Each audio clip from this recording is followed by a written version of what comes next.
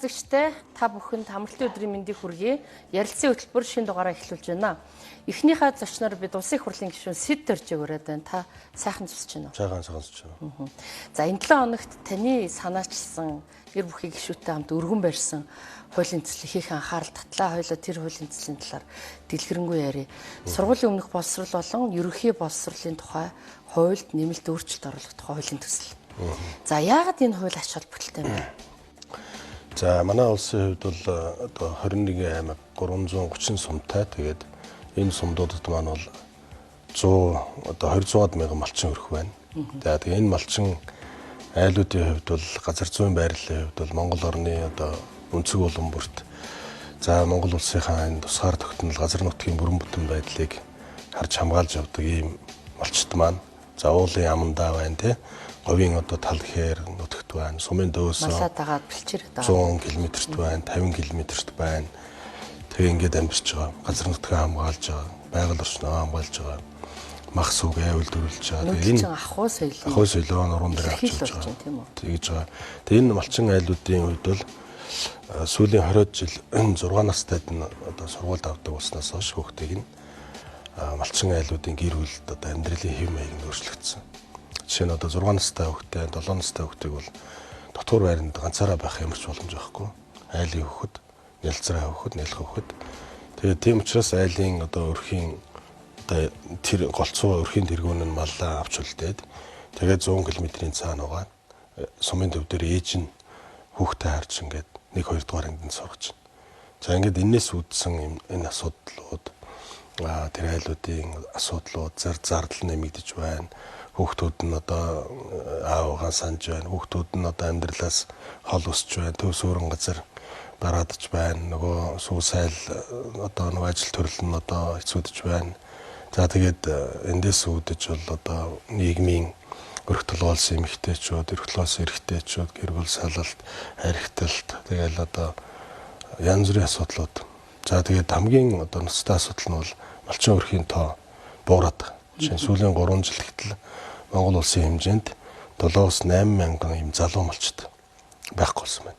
Одоо нутаг орноос шууд нүгөө явсан гэсэн үг. За энэ асуудлаа бүгд нэг торон гэхгүй ирэмблээд явъя. За тухайлбал би 8 настайдаа сургуульд орсон. Та 8 настайдаа сургуульд орсон. Тийм үү? Тэгэхэд 6 настай хүүхдтэй харьцуулахад 8 настай хүүхд нэг ялгаатай. Хоёрдугаарт нийгэм ахуйгаа аваад үзэхээр бид чинь нөгөө олон хүүхдтэй байх үеийн бие даадаг, эрт бие даадаг үеийн. Одоо 1-2 хүүхэдтэй. Бүгдийг нь анхаардаг. 6 настай бол үнэхээр балчир байна тийм үү? Тий, одоо би даалтын үед бидний 6 насныхаас балчир байна. 5-6 нас 5-6 хүүхэдтэй айлд бол бас болж байгаа шүү дээ. Чи ах их чинь ч юм уу тий. Дүүнрээ өсгч чинь. Тий, 10 дугаар ангийн ах ихчтэй байвал ингээд хамтдаа дотор байранд байж болж байгаа байхгүй. Одоо ч ер нь дундаж гэрүүл чи 2-3 хүүхэдтэй. 1-2 хүүхэдтэй. Айлын том хүүхэдтэй голдуу дагаад. Тий. Тэгэл ерөөсөө ингээд 1-2 хүүхэдтэй айл чинь бол тэгэл дагаал шууд сумын төвийн айл болол нөхөр нь одоо жишээ ярьж ш нөхөр нь бол одоо ингээд ганцаараа мал дээр байж ирсэн аа. Эсвэл гинт одоо бие биеийн өвдөд эхнэр хүүхдтэйгээ одоо байхаас өөр аргагүй болоод малаа зараад ингээд тэр малчин энэ хот айл бол тэр чигтээ одоо ингээд яг огт мал хөнгө болж. Ингээд Монгол улс чинь ингээд байх юм бол энэ Монгол улс чинь яах юм? Одоо ер нь малчин өрөхгүй энэ нүүдлийн соёл иргэншил энэ мөр энэ одоо нүүдлийн соёлыг хэн авч явах юм? Явандаа одоо тэгээд бид нар ч одоо мах сүгэ яах юм? Одоо энэ махны үн дороод байгаа гэдэг асуудал чинь бас энэтэй холбоотой. Энэ үйлдвэрүүд мах юу айл болгон одоо үйлдвэрийн эзэд мянган мэргэжлийн эзэн гэж ярьдаг тийм. Тийм учраас энэ бол асар олон одоо цаана асуудлууд дагуулад 20 жил болчлоо. Энэ дээр л одоо гарц гаргалгаа олъё. Хувилбартай болгоё, сонголттой болгоё. Бүл хүчтэй айл байна, бүл хүчгүй айл байна, сумын төв дээрх малчин айл байж болно, хол айл байж болно. Зүгээр л энэ танхимаараа сурж болно, энэ хосолсон одоо хөтөлбөрөөр сурж болно гэсэн юм сонголт байна. Хосолсон хөтөлбөр дээр нь төр. За тэрнээс өмнө хоёулаа асуудлаа үргэлжлүүлээ яриа. За ялангуяа 6 настай хүүхдтэй айл гэдэг залуу гэр бүл байж таараа. Тэгээд хүүхдтэйгээ боловсруулаас болоо ээж нь ч юм уу хот орон бараад явчлаа. Гэр бүл салтын асуудал үнэхээр ноцтой. Энэ нэг 2000 гаруй оноос хойш 20 жилд тийм тоо статистик байна уу? Гэр бүл салтан дээр. За гэр бүл салтан дээр бол одоо маш их тоо байна. Тэгээд энэ дээр зарим зарим одоо аймагуд юм одоо ер нь Монгол орны хэмжээнд одоо энэ яам бас энэ дээр анхаарах хэрэгтэй. Сургуулийн одоо цэцэрлэгт яваагүй хүүхдийг сургуульд авахгүй хууль журамтай. За. Тэгэнгүүт 5 настайгаас явж байгаа. Хүүхд 5 нас хүрлээ гэр бүл тустай амьдарч. Тэгээ энэ хүмүүс ч нь бол дандаа залуу 35 хүртэлх насны ийм хүмүүс. Тэгээ энэ хүмүүс ч нь бол одоо Монгол улсын тэгээ эд одоо авч явах хэрэгтэй хүмүүс. Тэгээд одоо Монгол улсын хүн амын хөгж одоо хүн амын нөгөө өсөлт чинь саарад байгаа чинь энэтэй холбоотой. Тэгээд гэр бүлээ бодоод мал дээр гарахаар хүүхд боловсруулах болох гэдэг. Хүүхдээ бодоод за малаа бүр зараад таны хэлсэн шиг мал аж ахуй, бэлчээрийн мал аж ахуй болоод хотод орж ирэхээр ажилгүйдэл нөгөө шилжилт хөдөлгөөн хотын дагавар бүх асуудлууд. Бүх асуудлууд байж. За энэ олон асуудлыг за ер нь хүмүүс бол мэдж байгаа. Манай үзэгчид бол сайн мэдж байгаа. Ер нь цагийн үр хөтөлбөрөөр бид нэр олон жилийн малчны хувьд нэг өөрчлөлт хийх үү? Энэ 6 настай хүүхдийн асуудлыг шийдэх үгээд асуудал хөндөжсэн. За одоо таны хувьд ямар үг өгүүлбэр ороод энэ асуудалд ямар гарц шийдэл эрхэлэх гэж. За одоо бол энэ би бол 47 сумаар манай тойрог бол говийн бүсийн 47 сумтай 4 аймгийн ард түмэн байгаа. За 47 сумаас бол баг ихэнх сумаар нь уулзалт хийсэн. Тэгээд хуулийн хэлцүүлгээ хийгээд энэ асуудал хөндөгддөггүй ямар ч уулзалт болоогүй. Бүх энэ зөвхөн өмнө бүх юм дээр тий 330 сум дээр. Ийм учраас одоо сонголттой болох юм. Одоо бол юм хөгжсөн байна. За бас энэ жилийн үед бол бас ноолоор юмнууд нь сайн амтай байна, мах үнэтэй байна гэдэг юм уу. Ер нь айлууд бол ер нь одоо бас малчин мал аж ахуй дээр бас байгаад нийтэйхэн амьдрах боломж олцсон бас жоохон гэрэл харагдаж байна. За дэлхийд бол дэлхийн улс орнууд бол одоо үргэлж ийм сонголтууд байдаг. Танхимын сургалтаар юм уу, хосолсон сургалтаар юм уу гэдэг тийм.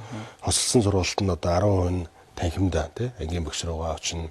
80% нь юугаар ч юм уу тийм. Энэ чинь бол харилцаа адилгүйтэй. Эцэг их нь сонголтоо их нь. Сонголтоо. За ямар хоёр хүүхдийнхээ аюулгүй байдлыг ханган тийм. Америк бол жишээ нь хүүхдийнхээ аюулгүй байдалд. Яг тэгэхээр сургууль дээр нь хүүхдүүдийн одоо сэтгцийн өөрчлөлттэй хүмүүс орж ирээд автомат буугаар шүршдэг болохоор Америкийн одоо тэр хотуудын ялангуяа тийм гэмтэрэг гарсан хотуудын хүүхдүүд бол эцэг нь одоо байгаа газар дээр ганц байгаа хүүхдээ ингэж одоо эрсдэлтэй газар сурахгүй. Энэ хосолсон хөтөлбөрийг авнаа гэд 3 сая 400 мянган хүүхэд сурч байна. Америкийн нэгдсэн улсад. Монголд бол бас байна. Монголд бол одоо цэхмаар сурж байгаа. Ийм хосолсон хөтөлбөрөөр сурж байгаа хүмүүс бол зөндөө байна. Одоо жишээ нь Монголоос Канадын их сургуулийг Булган аймгийн Үхрийн Пермтэй Жиревлөө тэр хүн хүүхдүүдээ бүгдийг Канад улсын 12 жил сөгссөн байна. Яг өөрийнхөө Булган аймгийн нутгаас шүү. Тэгээд эхнээсээ одоо юу вэ? Их сургуульд орсон байна. Маш өндөр оноо авсан байна. Их сургууль руугаа одоо ингээд гэрээсээ том болцсон одоо хүүхдүүд нь явж эхэлж байна. Тэгэхээр манай Монголд бол юу одоо жишээ зарим хүмүүс бол туслангийнхан Монголд ирээд онлайнаар сураад Монголд амьдраад ах сонголттой байна. Монголчууд бол бас зарим айл бол сургад юм байна. Тэрийг яам бас зөвшөөрд юм байна. Туслангийнхаа байран дээр одоо 2-3 өрөөгөө хүүхдүүддээ ингээд дэлгэц авч өгөөд тэгээд багш нар бас авчиад тэгээд явуулын багш дээр очиод тэгээд Монголын хамгийн шилдэг багш хичээлийн заа тийм байна. Бас дээр бол боломжтой айлууд нь баг. За манайд бол одоо яг энэ сумын төв за сумаар жишээ авахад сумын төв дээр 1-р ангид орж байгаа хүүхдүүдийн 10-аас 20% нь л хөдөөний малчаал хүүхд байна. За жишээ нь одоо 30% хүүхд байлаа гэхэд нэг ангид 6 хүүхд нь л малчин айл. Тэр 6 хүүхдийг эцэг нь хариуцсан. Сонголтоор штэ. Эцэг нь одоо хөсвөл штэ энэ чинь. Хөсвөл танхимаараа сурж болно. Хөсвөл энэ одоо хуулиар хуулийн өөрчлөлөөр сурж болно. 20 хүүхдээс 6. Энэ 6 хүүхдийг сумын дарга хариуцсан. Багийн дарга нь хариуцсан. Тийм үү? Энэ аав ээж нь мэдээж хариуцсан. Эмээ өвөө гэж одоо маш том багш нар шүү дээ. Эдгээр нь хариуцсан. Эмээ өвөө шиг одоо том багш байхгүй шүү дээ. Ер нь эцэгээс илүү багш гэж байхгүй шүү дээ. Эцэг их чинь одоо багшлаа шүү дээ. Энэ чинь амьдралын ухаан зааж байна. Аав нь зааж байна, ээж нь зааж байна. За ингээд энэ хөтөлбөрийг бол одоо төр очиж хичээлийн занаа л гэж. Төр бол зурагтаар нь очино. Одоо боловсролын амч одоо энэ хууль батлагдчихвал хөтөлбөрөө гаргана шүү дээ. Сумд бол одоо ийм ахмад багш нар байж байна. Төртэй гарцсан тий. Одоо ямар ч тэр 6 айлаар яваад хичээлийн шалгачих, даалгаврыг өгчих хүмүүс л зөндөө байна. Сумаас нь бол одоо би одоо энэ журмын талаар яриад байгаа. Яг иймэрхүү байх хэрэгтэй болов гэж. Сумаас нь бол одоо 9 сарын 1-нд бол бүртгээд авчих шүү дээ. За. Ирэхгүйгээр одоо сургууль дээр очихгүйгээр. За ингээд манай ангийн хүүхдгийг бүртгээд авчихна. Ангийнхаа хүүхдийн тоонд оруулна. Нөгөө 5 өдийн цай хөтөлбөрт нь оруулна. Өдийн цайных нь мөнгийг аав ээж рүү шилжүүлнэ те. Тэр чинь хүүхд чинь сум дээр байвал идэх ёстой шин. За тэгээд 8 настайгаас ирнэ. Чи одоо бас нэг дээлийн дахтаа улсаа ирнэ гэдэг ба штэ. Тэгэхээр чин одоо энэ 2 жилийн тэр айлын амьдрал чинь ингээд том болоод 2 жил бас сураад аав ээж нь бас дагаж хүүхдээ яаж сургадгийг бас мэдээж хамтдаа бас хариуцлага хүлээгээд заад зөвлөөд тэгээ 3 дугаар ангиас магадгүй тэр чинь бол би дагаад дотор байранд ч юм амьдрах юм бүрэн боломжтой. 3 дугаар ангиасаа би дагаад тэр бол яг бичлэн сургууль сурах хэвээр насны хэлчихэж байна гэж болох уу. За 2 жилийн асуудал. За яг чухам бодиттой нэг үнэн асуулт асууя. Бид нар цар тахлаар гэртээ хоригдож үзээ. Хүүхдийнхээ хичээлийг заах гэсэн чинь хүчрээгүй. Амар иш байсаа. Ээж аав нар зааж чадахгүй л яах вэ? Тэр хүүхэд тааруу сурвал яах вэ? Боловсролын системд үүрэх хариуцлага байна уу? Тэг хүүхдээ тааруу сургая гэж. Гэхдээ санаатаар тааруу сурах байхгүй. Тэ? Цаггүй завгүй ч юм уу. Бид нар нөгөө цар тахлын үеэр нэг амсцсан болохоор асуугаад байгаа. Аав ээжтэйгээ хамт байсан одоо гэр бүл одоо бүрэн бүтэн байсан дээрөө гэр бүл одоо яг одоо үндсэн тий ажил төрлөө хийгээд орлого ашгаа олоод энд байсан дээрөө гэдэг чинь одоо сонголтын асуудал шүү дээ. Тийм учраас нэг номер гэр бүл. За тэгээд хүүхдийн боловсролын асуудал бол мэдээж. Энэ дээр бол тэгэл манай яам бүх сумдууд бүх одоо багшийн сургуулиуд энэ багшийн сургуульд сурж байгаа бүх оюутнууд эдгээр чи дадлага хаана хийх юм?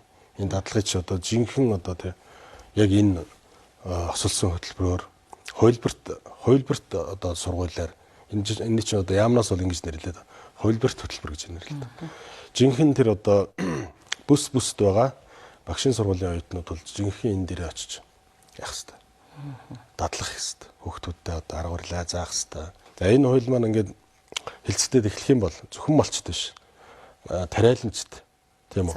Тэр одоо тарианд байгаа тий адилхан сонголт өгнө шүү дээ. Тэр одоо энэ гишүүд маань энэ саналыг оруулж ирэх болов гэж бодож байгаа. Энэ Монголын хилэн дагаад байж байгаа хэдэн зуун застав дээр яг ийм хүүхдүүд байгаа. Таны нүдэнд харагдаж байгаа тий. Яг бүртээс одоо ингээл 6 нас боллоо.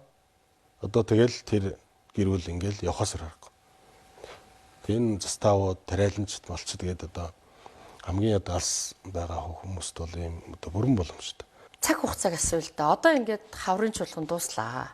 Сар өрөхгүй хугацаа болцсон юм шүү дээ. Гэтэл энд одоо амжиж батлахгүй бол ирэх намрын хичээлийн юм байх байдгаараа байх нь байна. 6 настай хүүхдүүд уйлаад сургуультай явах нь байна. Тэгэхээр цаг хугацааны хувьд та өчигдөр бол энэ 7 хоногт бол хагас юу байлаа шүү дээ. Хилцэх хэсгийг л дэмжлээ тий. Хилцэж амжих энэ хаврын чуулган.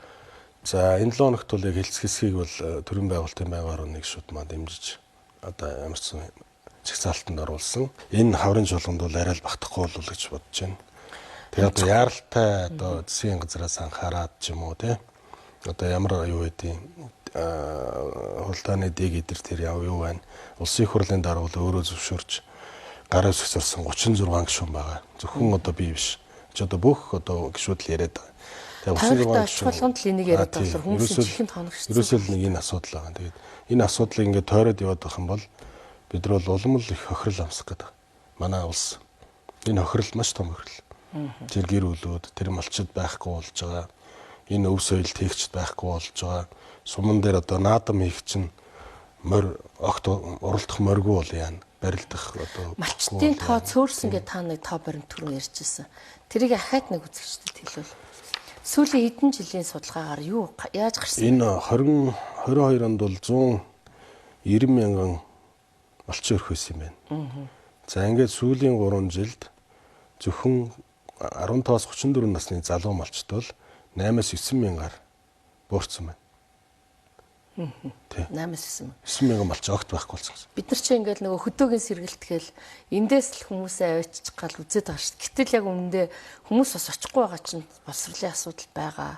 Бага насны хүүхдүүдээ яах вэ гэл ингээл тийм. Тий одоо ингээд аав ээжээс юм суралцж амжихгүй шүү дээ. За 8 настай бол бас тэр үед бол арай боломжтой байсан баг. Одоо 6-7 настай эд ухаан сууж байгаа. Бас аав ээжийг ажиглаад одоо юу хийхин ээжийнхээ яаж одоо сайсвал цай одоо хоол унд одоо нөгөө сүү сайлаа базаах аавынхаа одоо тэр ахуй амьдралаа яаж авч явах энэ имиж одоо бараг сурахгүй л ингээл төв бараадаа л тэгэл цаашаа явчихад байна л да.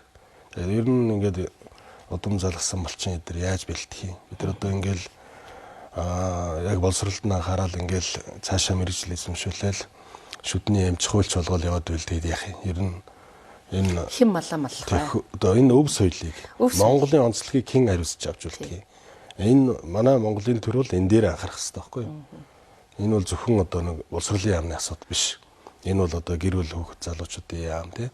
Тэр маш том хоёр яамны асуудал. Тэр нь ганц боловсролын яамны асуудал биш. Тий.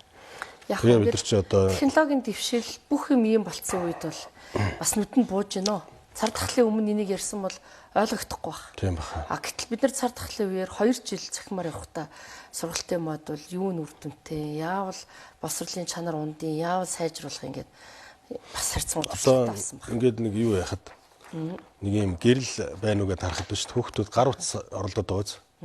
Гар утсаар ингээд бүр өөрийнх нь дуртай юм гаргаж үзээд байгаа биз. Чи яг тэрийг л хийн л гэсэн үг. Яг л одоо өөрийнх нь үздэг хичээлийг л одоо нүд нь халгүй одоо юу гэрээдیں те.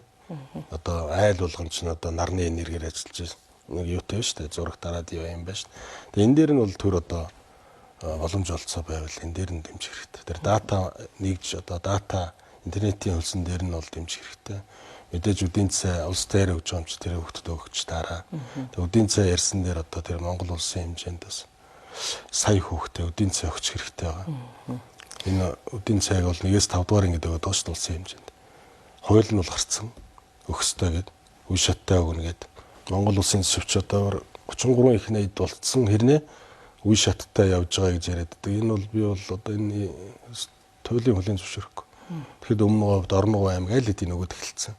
12 дугаар ингээ хүүхэд нь бүр цаймаага уудаг болцсон. Энэ чинь амар үр дүнтэй, асар их үр дүнтэй. Өдрийн цай уухгүй хүүхэд сургууль дээр уудаг, цагтаа уудаг хүүхэд маш хохиролтой өсөлт хөгжилт, сургуулийн чанар, сургалтын чанар дүн дэлхийд судалгаа байна. Үдийн цайгаа яг цагт нь уудаг хүүхэд маш одоо өндөр оноо авдаг, сайн сургуульд ордог, том болоод орлого нь өндөр идэг. Шууд орлоготой холбоотой. Одоо ууж байгаа үдийн цай 15 жилийн дараах орлоготой нь юу байдаг? Яад хэрэг хичээл анхаар төвлөрч. Одоо тэгдэм юм. Боловсрсан байна тийм үү? Тийм байна. Тэгээд бас энэ үеийнгийн дээрлэхтэй тэртэй ч холбоотой юм байна. Би одоо аймгийн засаг дарга байсан хүний хувьд бол ингээд нэр одоо зарим цай уугаа, зарим цай авахгүй болохоор бас хэцүү байдаг баг. Ер нь мөнгөтэй ч хөвгт байна, мөнгөгүй ч хөвгт байна. Тэр нь мөнгөтэй хөвгт ч бас цай авахд хэцүү шүү дээ. Нөгөөдөл нь ингээд авахгүй л тий. Тэгэл энэ дэлгүүр сургуулийн орчинд ч юу байгаа вэ? Ерөөсөө энэ одоо сургууль бол зөвхөн одоо юунаас гадна энэ хоол үйлдвэрлэл рүү бол орох хэвээр. Хүний амьдралын нэг хэсэг дэлхийд бол 90 гаруй орн яг ингэж бүх хөвгттэй хоологч. Манайх бол тэрэнд нь орохгүй байна. Тэгээ манай улс ч одоо хөгжиж байл гэдэг. Төсөв маань одоо энэ чинь 2000 он 400 тэрбум төсөвтэй байсан. Одоо 33 их найдын төсөвтэй болцсон ярина. Хүүхдтэд 3500 төгрөгийн хоол өгч чадахгүй. Ийм одоо төлөвлөлтгүй, ийм мэдрэмжгүй улсын их хуралтай засгийн газартай байна гэхэр чинь болохгүй шүү дээ. Ер нь бол хүүхд хоол идээг байхад бол тэр сумын дарга бол хоол идэж хэрэггүй шүү дээ. Тий.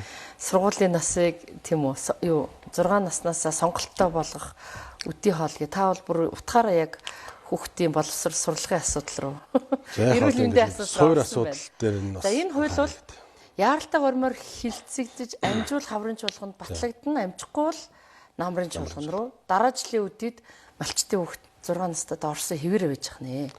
За энэ дээр одоо орон нутгаас сонгогдсон гишүүд маань одоо ажиллаад олон нийт малчтынхаа үгийг дэмжлэгийг хэр сонсож яаж гэнэ гэдг рүү хамаарах нэ. За амжилт төсөө энэ хуулийн дээр нь уг нь би таныг бас нэвтрүүлгийн ярьцлагт урахтаа эдийн засгийн байнгын орог дөнгөж саяхан хүртэл ахалж исэн тоо мэддэг эдийн засгийн гишүүний хувьд асуух гэдэг нь саяхан бид нар энэ хаварчин энэ орон улсын хоолой юунаас болоод эдийн засаг асуудлууд нэлээд ясан шүү дээ яригдсан. Монгол Улсын засгийн газар төртөл өөрчлөлт орсон. Тэгээд ингэ байж хахаар одоо энэ нүүрсний экспорт ямар байна? гүйцэтгэл ямар байна? Та яг бас говийн бүсээ сонгогдсон гишүүний хувьд яг хамгийн шинэ нөхцөл байдлыг хоёлаа нэг яриул. За одоо бол манай улс бол ингээд ядуу улс биш. Манай улс бол жижиг улс биш. Одоо ингэж ярихаа бол ер нь болох хэрэгтэй. Тэгээ одоо ингээд тусламж авдаг, авах хэрэгтэй гэл биш. Ерөөсөө бид нар бол манай улс бол ингээд мөнгө олсон мөнгөө ингээд хайр гамгүй ч юм өрн таран ийм одоо төлөвлөлтгүй зарцуулдаг тийм аашиг л болчиход байгаа. Тэгэл гаднаас зээл авахыг хүртэл болгодог. Одоо байгаа мөнгөө одоо яг гол юмдээ зарцуулдаггүй. Тэгэл нэг сэрээсэн талаас солиол тий. Одоо гойж годохтой ингээл ганхан байшингаа гаглаад ч юм уу. Жинхэнэ одоо хүүхдийнхээ олыг өсч чадахгүй жиж одоо цэдрийн тамга газар байрын байшингаа янзлаад яах юм. Ер нь бол тэр ширээ багтал болоо шүү дээ. Ер нь бол төр бол ингэж даруухан байхыг л дэлхийд шаарддаг байгаа шүү дээ. Манай улсын эдийн засаг бол одоо яг бодит одоо хөөс нь дарагдчих эхэлж байна гэж бодож байгаа. За. Одоо бол ерөөсөө ингээд хөөсрөөд ингээд айгүй их юм хөөсрэлт явагдаад одоо бол ингээд бүх юм хөрсөн дээрээ энэ нь бол одоо жишээ нь дэлхийн гадна талаас ирж байгаа тэр нефтийн хямрал тий армузын хоолой хямралч нь бол шууд манай руу ингээд нефтийн үн жоохон нэмэгдэгдэл түлшний үн жоохон нэмэгдэгдэл одоо ингээд манай бүх бараа бүтээгдэхүүн бодит одоо юм дээр очиж байгаа байхгүй. Тэгээд жишээ нь одоо махны үн байна тийм үү?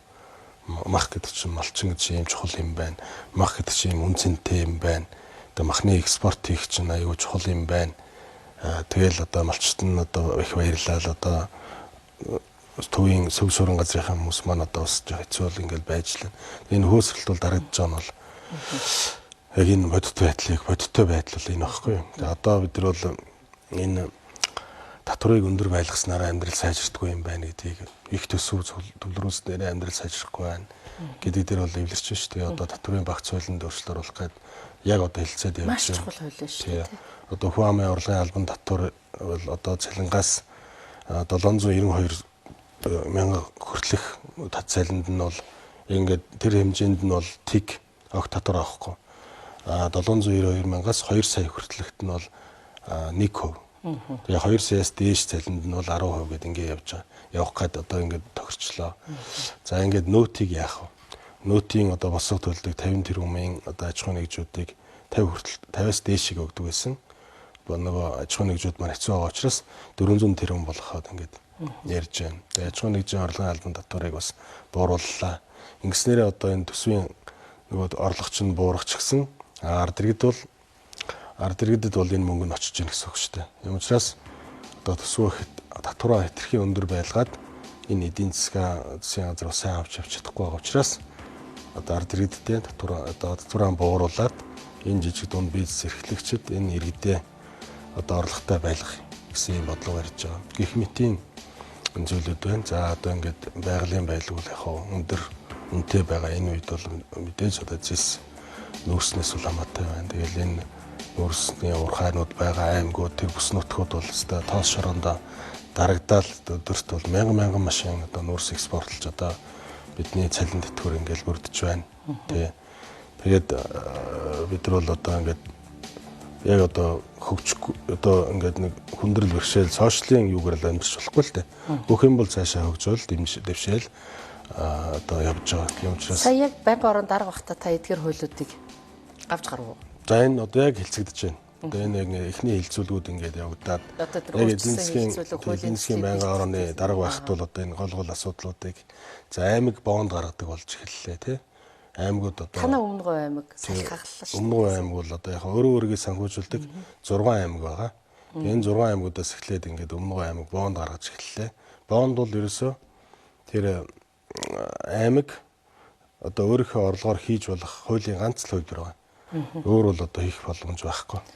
Энэ улсын нийт улсын өр учраас тэгээ бонд гаргах зөвшөөрлийг одоо манай сангийн яам манай жавхлан сайдын үед бол сайн дэмжиж тэгээд одоо өнөөдөр ингээд мэд сайхан сайд тэгээ Монгол банкны ерөнхийлөгч одоо энэ наран цогтгой Жамбааж юмц Монголын санхүүгийн зохицуулах хорооны дарга гэдэг энэ хүмүүсийн үед бол ингээд аймаг анх одоо бонд гаргаад хэдхэн цагийн дотор борлогдоод тэгээ мөнгө нь босоод Монголын хөрөнгийн бирж маш сайн ажиллалаа. Тэгээд энэ ингээл акс дэвшил яваад байгаа. Бонд юун зарцуулагдах төлөвлөгөөг та?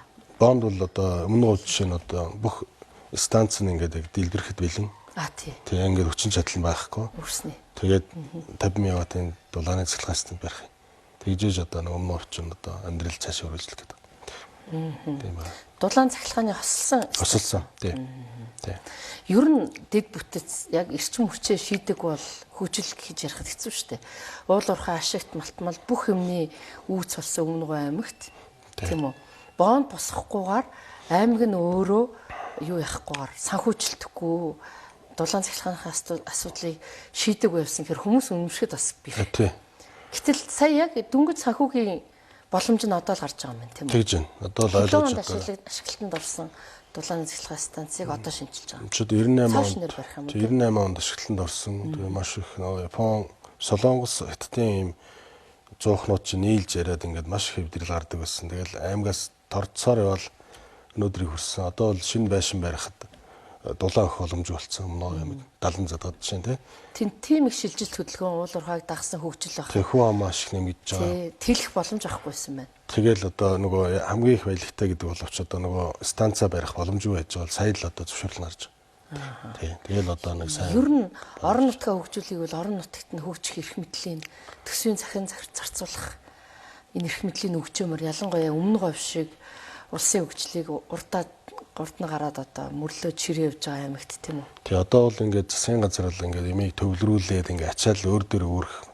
шаардлагагүйгээр орон нутагт нь эрхийг нөгөөд орон нутагт нь одоо тийм байгаа одоо байлгаар нь муурхай нэх энэ хувьцаагаа ингэж иргэддээ өг иргэдийн хурлын эзэмшингээд ингээд захирлаа тавьгээд одоо нэг 34% нь одоо аймаг нь аваад бусад хувьцаагаа одоо ингээд тэр компанигаа дэмжиж явгээд ингээд хослоод ингээд явахгүй бол ер нь бүгдийг төвлөрүүлээд эндээсээ хөгжүүлнэ гэж байхгүй л дээ. Тэгээ аймагч одоо ингээд бүхэлдээ төр ажиллаж байгаа шүү дээ. Хяналттай төр ажиллаж байгаа шүү дээ. Тэгээд энэ аймагтаа итгэж аймгийнхаа одоо энэ боломж олцсон эрх мэдлийн одоо өгөөд ингээд явахгүй бол заавал орон нутгийн амьдрах хүлээ. Зөвхөн түр хоёлоо ярьцлагын ихэн зөвхөн малчтыг хүүхдэд дагаад явж байгааг харахад л нүүдэлчин ах уу Монгол үе соёл яаж усж чинь. Гэтэл орон нутагт мал малахгүй мөртлөө аймгийн төвд ажиллаад хөдөлмөрлөө явж байгаа зөндөө олон хүмүүс шүү дээ.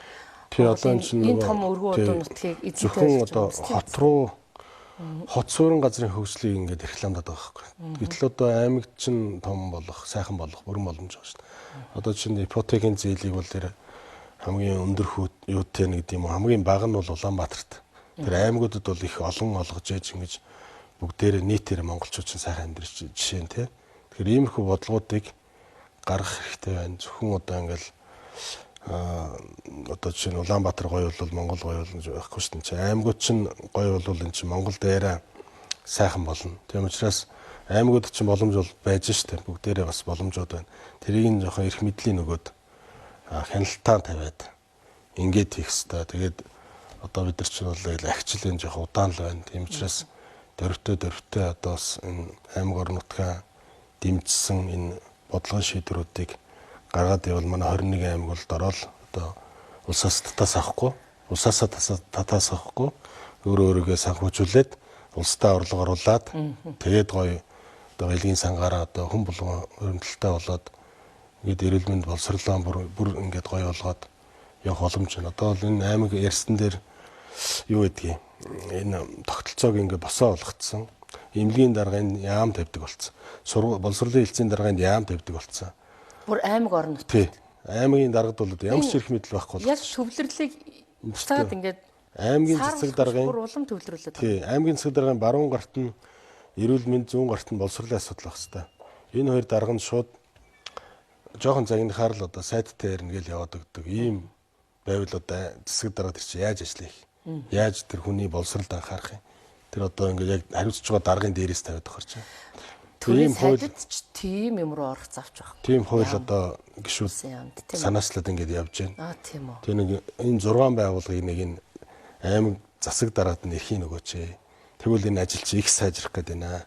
Бодлогоор энэ дээрээс нь ингээд бодлогоор яам нь анхаар яг тэр нэг энэ хүмүүсийг нь томилох барих хариуцлага тооцох нэг загнах барих эрхийг өгөхгүй байхгүй.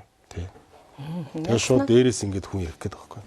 Тийм үү. Тэгэхээр орон нутгийн онцлог, тэр орон нутгаа мэдсэн таньсан шалгуур байхгүй болох гэдэг тийм үү. Тэгэхээр ерөөсөө одоо аймаг одоо бодлогоо загнадаж нэг засаг дарга нэг тий.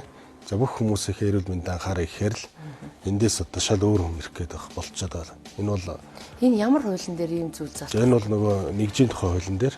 За. Засгийн зархаа төвний удирдлагын тухай хуулийн дээр ингээд ийм юу гарчаад.